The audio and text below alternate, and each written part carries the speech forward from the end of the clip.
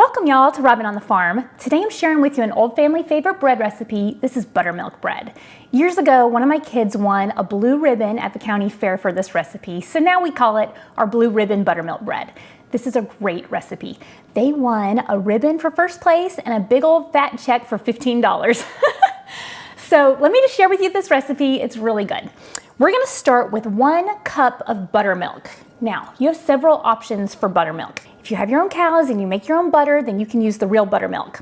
If not, you can also use 1 cup of cultured buttermilk that you just buy from the store, or you can use a cup of milk plus a tablespoon of white vinegar, or I'm gonna use today some of this buttermilk powder. All you have to do is take 1 cup of warm water, mix it with 3 tablespoons of buttermilk powder, and then you have this really good smelling buttermilk. I like this stuff. It smells like buttermilk biscuits to me.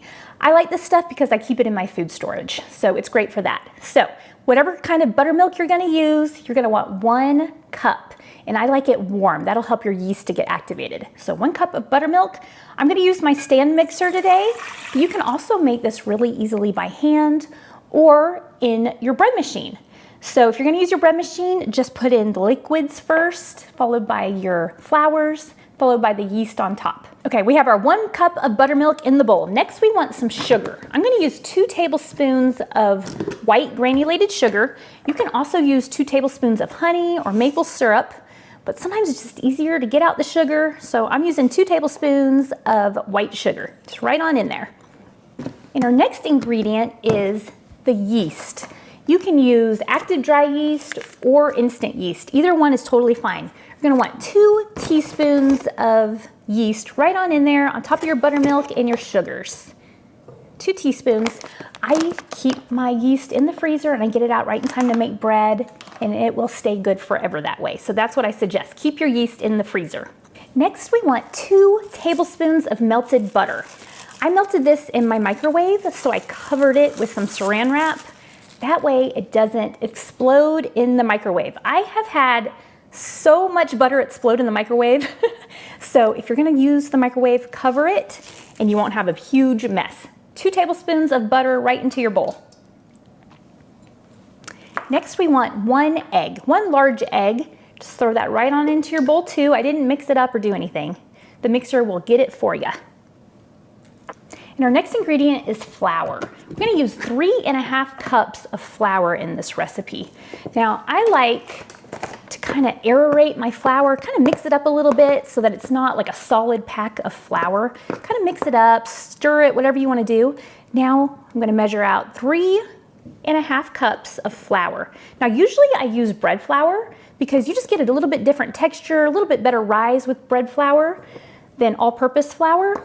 But I just realized that I got out the all-purpose flour, and that's what I'm gonna use. It's gonna be just fine. It's gonna be very, very, very similar. So you can use bread flour or you can use all-purpose flour in this recipe. And next, I'm gonna use some salt.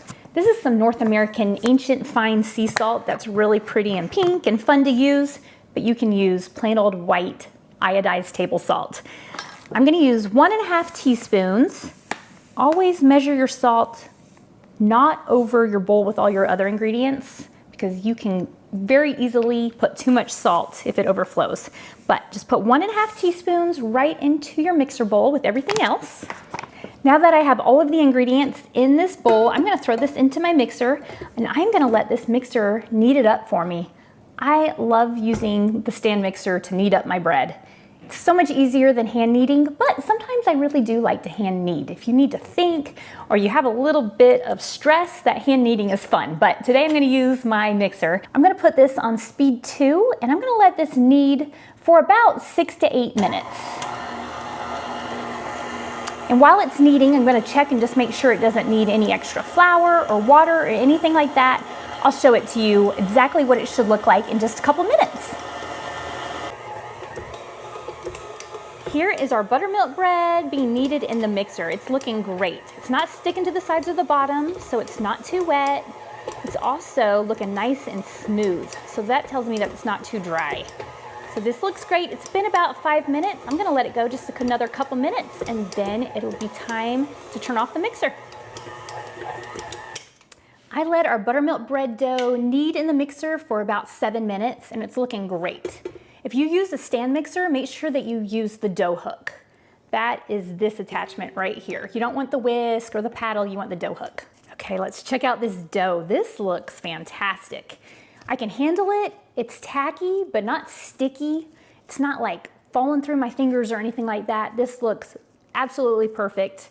I can tell it has some good gluten development because I can stretch it a little bit. This is exactly what you want your bread dough to be like. Now, normally I don't even get it out of this bowl after it kneads. I usually just go ahead and throw a tea towel on it, but I wanted to be able to check it out today. But this is what I'm gonna do. I'm gonna throw this dough into this bowl and cover it with a warm, wet tea towel. Now it's time to let it rise. I'm gonna let this rise for about 45 minutes. Totally depends on the temperature of your home. Yeast likes warm, humid environments. And so if you can have it be warm and wet, then it's gonna rise better. So that's what this warm, wet tea towel does. Now I'm just gonna let this sit here for about 45 minutes and it should about double in size, and I'll show it to you at the end of that time. The dough for our Blue Ribbon Buttermilk Bread has been rising for about an hour. I got a little busy, so it went a little bit longer than the 45 minutes than I intended on, but this looks great. It definitely rose fantastically. It doubled in size, or maybe even a little bit more than that. So if yours isn't quite this high, I'm sure it's totally fine too. Just let it go about 45 minutes or until it looks about like this. This looks fantastic. Oh, and it smells so good. I can smell that buttermilk tang. I meant to tell you, my buttermilk powder is in this glass jar because I bought it in bulk, and then I just put it in these glass jars and I sealed them up so that they'll last for a really good long time. That's why it's like this, but this is just plain old cultured buttermilk. So I will leave a link down in the description if you want to check this stuff out. It's really great stuff. It smells so good. I am excited to eat this buttermilk bread because I can smell the tanginess of that buttermilk. Oh, it smells great. Okay. It's about time to shape our dough, so I have my cast iron bread loaf pan all oiled up and ready to go. I pour about a tablespoon of oil into my loaf pan, and I just rubbed it all around with a paper towel. You can brush it, do whatever, but definitely oil up or spray or whatever, any kind of loaf pan you're gonna use so that your bread doesn't stick at all. I love the cast iron. I love that there's none of those chemicals in there to get into our foods. I love that it's indestructible. It's gonna last forever. My kids are gonna end up with this one day. So I love the cast iron. I recommend it to anyone. This is a 4.5 by 8.5 size bread loaf pan, and this recipe makes 1 loaf of bread. Okay, from here, I'm just gonna punch down this dough. I hate doing this part because it looks so pretty and risen, but just punch it down, and then you're gonna turn it out onto your countertop. Okay. This dough looks fantastic. Now I'm just gonna press it out. I'm gonna press it out into a nice rectangle. And you want it to be about as wide as your bread loaf pan is long so that it fits in there really nicely. So just press it out. Oh, this dough is so nice. It's so easy to work with and it smells so good, that buttermilk flavor. Oh, it's gonna be good. Okay, so it's all pressed out now. And I'm just gonna roll it up into a log. I like to do the head down, shoulders in method. So I just kind of pull the top down a little bit, pull the shoulders in, and then press that out with the palms of my hand. And then I just roll it into a log. This will just give you really nice surface tension. So you have a really pretty loaf of bread when you get all done. And it also gives you a nice texture to your bread when it's all done. So roll it up and then pinch in the seams. Kind of squish those in a little bit. This is just gonna give you a really pretty loaf of bread. Okay, get those seams pinched together so that it doesn't wanna come apart while it's baking. There we go. Just kind of roll it around. You can be rough with it. You don't need to be gentle with your bread dough at all. It's gonna be just fine. Once you have it rolled up nice and tight into this nice log that's gonna make a beautiful loaf of bread, then you're just gonna plop it into your bread loaf pan like that, and it's ready to rise for the second time. I'm gonna let this rise for about 30 minutes. During that time, I'm gonna go ahead and get my oven preheated to 350 degrees, and I will show you what this should look like when it's time to pop it in the oven. Our bread dough has been rising for the second time. It's been rising in the pan for about 25 minutes, and it's peeking up over the edges of the sides, and now I know that it's ready to go in the oven. I'm gonna let this bake at 350 degrees for about 30 minutes, and I'll show it to you when it's all done. Here's our beautiful Blue Ribbon Buttermilk Bread. When it comes out of the oven, I like to turn it out immediately from the bread loaf pan and rub it with a pat of butter just like this. This will give you that beautiful shine, the buttery flavor, and really nice soft crust. I then cover it with a tea towel and let that warmth and condensation kind of give you an even softer crust. That's what I like. I don't like crunchy crust, so I just cover it like this and let it cool for a little bit, and then I will cut into it. I've let this buttermilk bread cool for about 20 minutes. I really like warm bread. I hate letting it cool, but it does give you a better crumb and texture, and when I cut into it to let you see it, I want it to look good. But look at this. While it was cooling on the countertop, one of my kids came in and took a little slice off the end. They didn't realize I was still doing something with it, but that is totally fine. So let's go ahead and slice into this Blue Ribbon Buttermilk Bread. Oh my goodness, it looks great.